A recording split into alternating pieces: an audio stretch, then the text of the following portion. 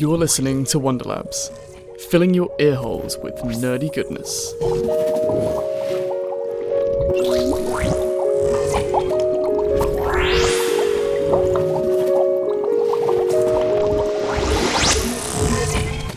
Hello and welcome to WonderLabs. I'm Chris Richardson, and this is a bonus episode deviating from our usual format. Back in episode 4, we spoke with Chris Timmerman from Imperial College's Psychedelic Research Group, and we focused in particular on Chris's work in consciousness exploration. Another part of his group's work centres on the clinical utility of psychedelic compounds in psychotherapy, with a particular focus on depression.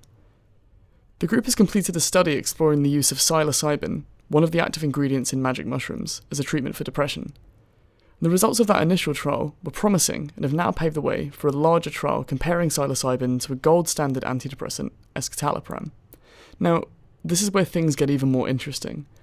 A London-based collective of scientists and artists called Senscapes have been working with the Psychedelic Research Group, taking their data and transforming it into music and art.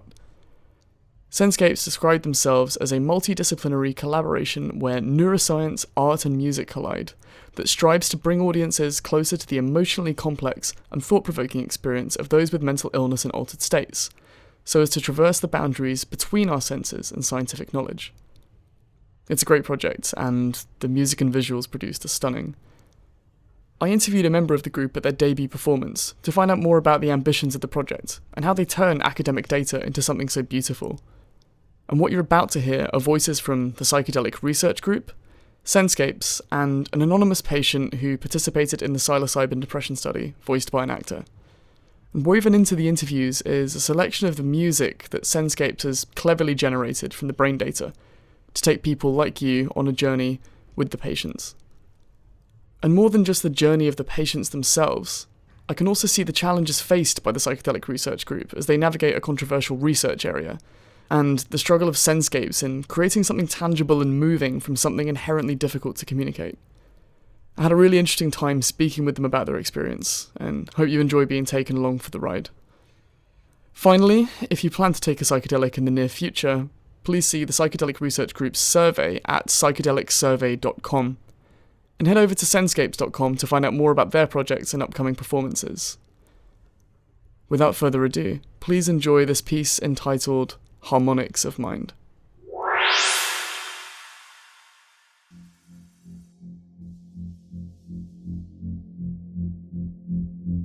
I think depression's very much like a musician just jabbing the same note over and over and over again.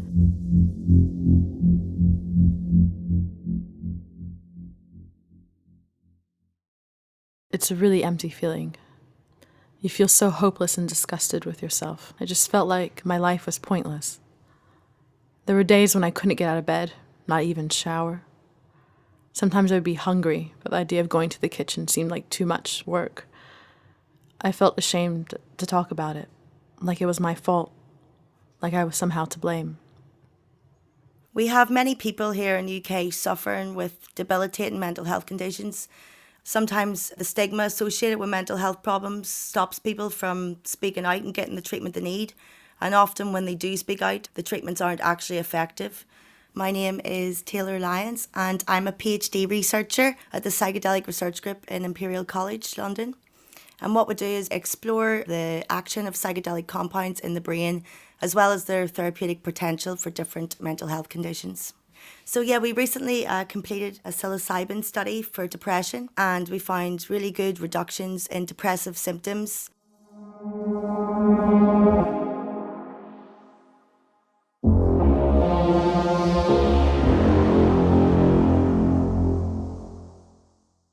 My name is Joe Barnby, I'm the Managing Director of Senscapes. Senscapes is an art and science project that likes to combine the brainwaves of people from neuroscientific experiments and we convert it into music and art, and through that we like to tell the story of participants So we've taken the psilocybin data from the Psychedelic Research Group, and this was looking at the effects in the brain of psilocybin, and specifically it tried to look at the brain rhythms. What we've done is we've taken those brain rhythms, we've converted that into sound waves by exporting them as sound files. So they sound a bit raw and a bit rough actually on their own, but what we do then is we use granular synthesis, which breaks down those enormous sound files, and then we reform that into something that might sound a bit more melodic.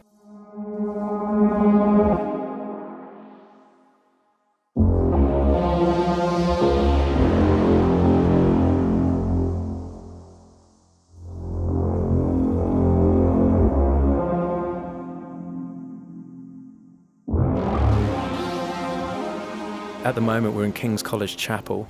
It's absolutely gorgeous. It's got beautiful art everywhere. And we wanted this to be the backdrop for what we're doing in here. And actually what we're doing in here is setting up a contained space in the middle of this chapel where we're going to cocoon participants and we're going to immerse them in music and immerse them in art that we've generated from this data.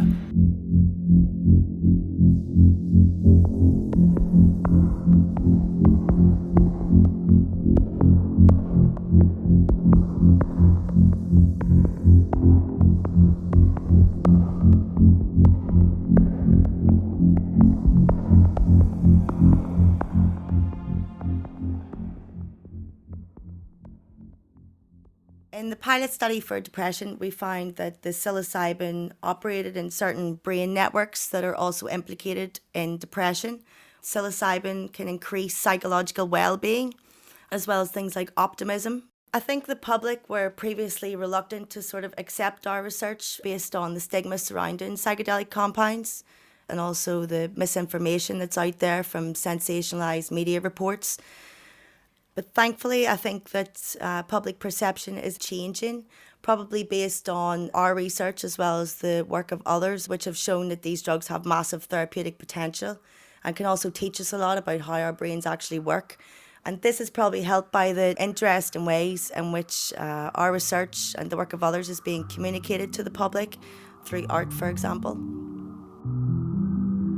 So I hope that people will be able to have some sort of empathy and understanding with the process that was required for participants in the psilocybin studies as they came out of their depression, and maybe some of the journey that they went through, but also more of a kind of understanding about how complex, nuanced human experiences can be felt and empathized with on an artistic level from something that is deeply neuroscientific, but also something that is deeply human at the end of the day.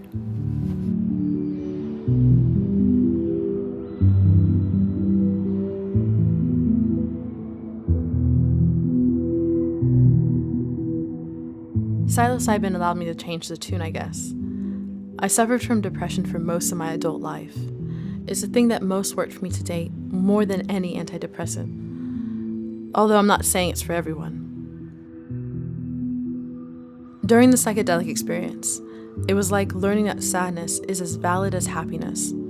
It's just another expression of human emotion. And I know that might sound really basic, but when you're locked in depression, you're just really trying to cut parts of yourself off. The psychedelic experience really helped me to accept myself on the whole, warts and all. And I still have that knowledge of that different approach to myself.